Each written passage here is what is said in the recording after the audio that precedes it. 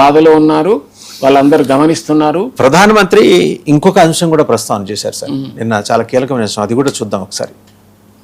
నిన్న మాట్లాడుతూ ఈ రెండు అంశాలతో పాటు ఇంకొక అంశం మాట్లాడారు. इन दलों ने संविधान निर्माताओं की भावनाओं का भी अपमान किया है और जनता द्वारा इसकी सजा से भी वो बच नहीं पाएंगे। साथियों, सदन में नारी शक्ति वंदन संशोधन किसी से भी कुछ छीनने का नहीं था। नारी शक्ति वंदन संशोधन हर किसी को कुछ न कुछ देने का था, देने के लिए संशोधन का था। ये 40 साल से लटके हुए नारी के हक को 2029 के अगले लोकसभा चुनाव से उसका हक देने का संशोधन था। नारी शक्ति वंदन संशोधन 21वीं सदी के भारत की नारी को नए अवसर देने, नई उड़ान देने, उसके सामने से बाधाएं हटाने का महायज्ञ था। देश की 50% यानी आधी आबादी को उसका अधिकार देने का साफ नियत के साथ, ईमानदारी के साथ किया गया एक पवित्र प्रयास था। नारी को भारत की विकास यात्रा में सहयात्री बनाने और सबको जोड़ने का प्रयास था। नारी शक्ति वंदन संशोधन समय की मांग है। नारी शक्ति वंदन संशोधन उत्तर, दक्षिण, पूर्व, पश्चिम सभी राज्यों की हर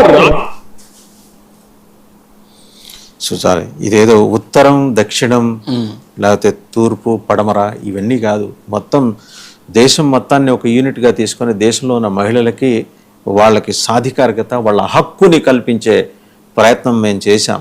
చాలా విస్తారంగా ఆయన ప్రసంగించారు.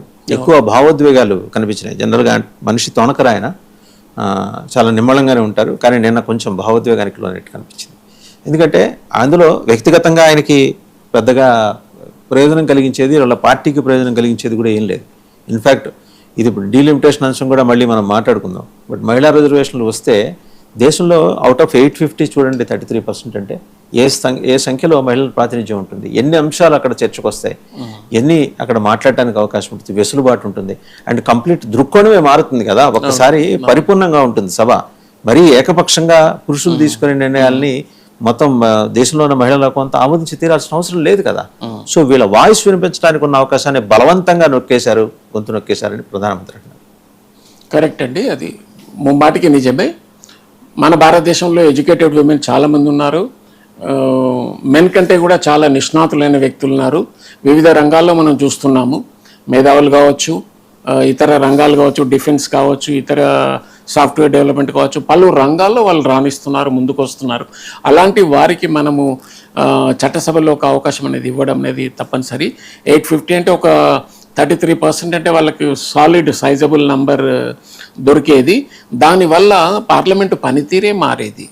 ఒక శోభ, ఒక ఇంక్లూజివ్ డెవలప్మెంట్, ఒక చక్కటి హుందాతనం కనబడేది పార్లమెంట్కి. అంతేగాని ఎంతసేపు మెన్ మెన్ మెన్ మనమే ఉండి మాట్లాడి మనమే విమర్శించుకొని కొట్లాడుకొని బయటకు వెళ్తే సభా సమయం వేస్ట్ అవుతుంది, డబ్బు వేస్ట్ అవుతుంది, ప్రజాధనం నిర్వీర్యం అవుతుంది. ఇది కాదు కదా మనం కోరుకున్నది. మనం ఓటేసి గెలిపించింది ఎంపీలని. మీరు వెళ్ళి కూర్చొని చక్కగా మాట్లాడి తెలుసుకొని చర్చించుకొని ప్రజలకు ఉపయోగపడే చట్టాలను తీసుకురండి, అమలు చేయండి అని చెప్పి మనం కోరితే వాళ్ళు దానికి భిన్నంగా రాజకీయాలను చేస్తూ పార్టీల పరంగా విడిపోయి, ఒక్కసారి ఎన్నికలైన తర్వాత మనమంతా ప్రజల కొరకు ఇక్కడికి వచ్చాము, మాట్లాడుతున్నాము, కూర్చున్నాము, మన విజ్ఞతని మనము ఉపయోగించుకొని చర్చించి మాట్లాడాలి అనేది ఉండాలి. కానీ కేవలము పార్టీల పరంగా విడిపోవడం అనేది ఇది చాలా బాధాకరమైంది, చక్కటి అంశం కాదు. వారు నిజంగా వారే కాదు, ఎవరైనా వారి ప్లేస్లో ఉంటే భావోద్వేగాలకి గురవుతారు. మేము ఇంత కష్టపడితే ఈ బిల్లు పాస్ కాలేదు అనేది వాళ్ళకు ఉంటుంది. అలాగే చిన్న బ్రేక్ తీసుకుందాం సార్. బ్రేక్ తర్వాత డీలిమిటేషన్కి సంబంధించిన మరిన్ని అంశాలు